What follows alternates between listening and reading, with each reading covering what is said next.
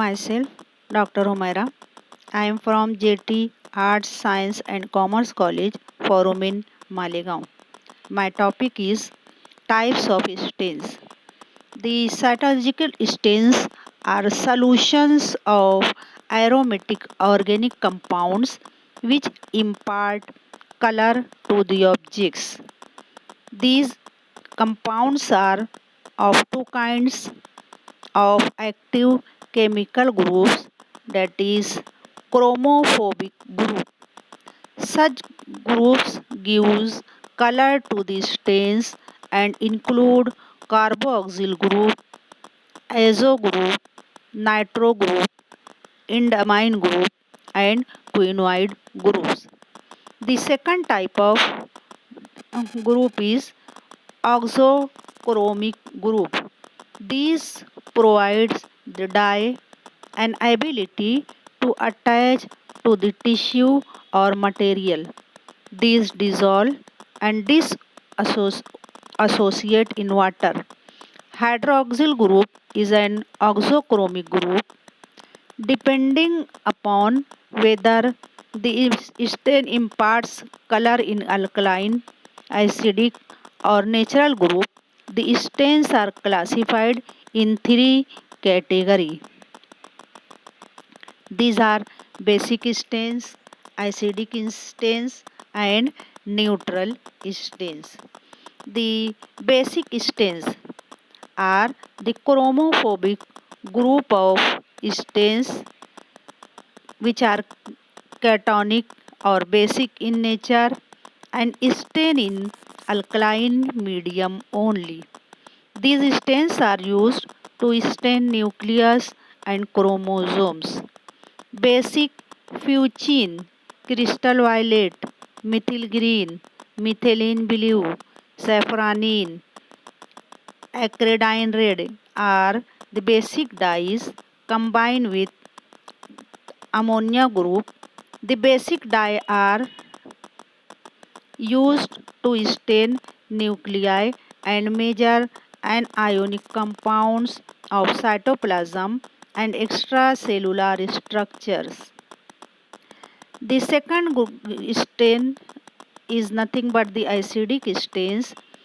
It is chromophoric group of basic stains.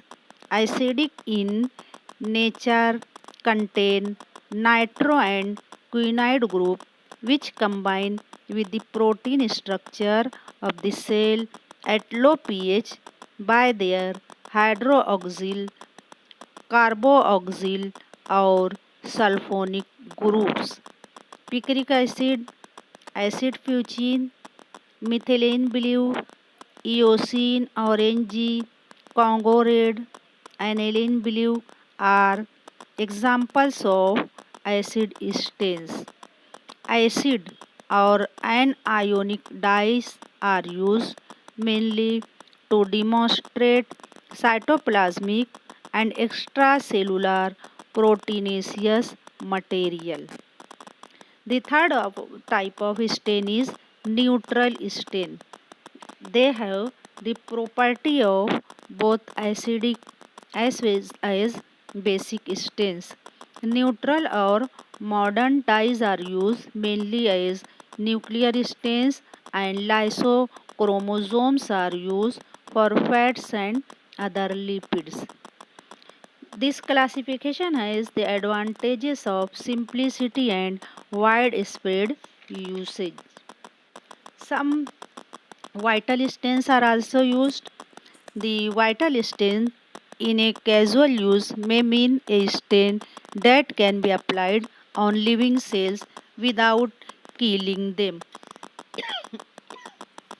Vital stains have been useful for diagnostic and surgical techniques in a variety of medical speciations.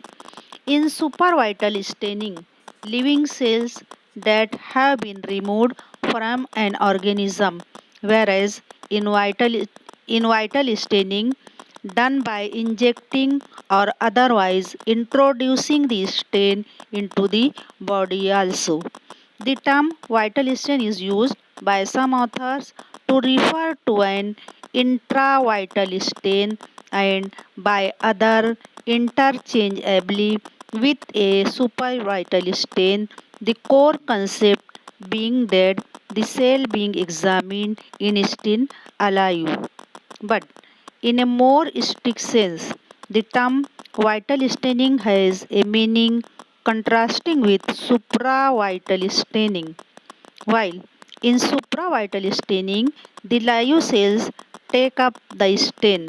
In vital staining, the most accepted but apparently paradoxical meaning of this term, the live cells exclude the stain, that is, stain negatively, and only the dead cells stain positively, and thus viability can be assessed by counting the percentage of total cells that stain negatively. Very bulky or highly charged stains that does not cross the live plasma membrane are used as vital stains, and supravital stains are those that are either small or are pumped actively into live cells.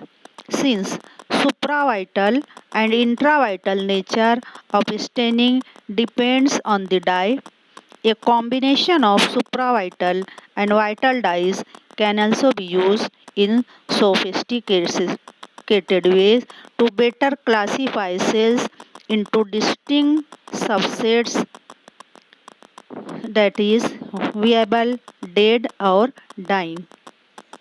The stains used is the basic ideas behind stain is that they facilitate viewing and examination of providing contrast.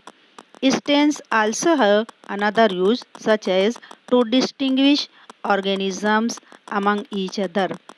It could also do viability stains, which is typically an oxymoron because when you stain it, you kill the organism.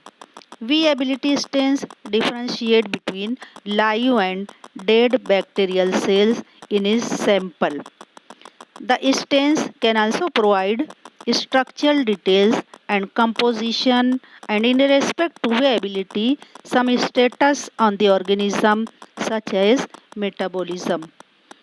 Stains are also critical because they provide data on morphology, so you could tell the shape, size, identification, but of course there is a limit. On a gram stain, you can't specifically get the ID, but you could do a presumptive identification. So, for identification, for separation and distinguish, the stains are used.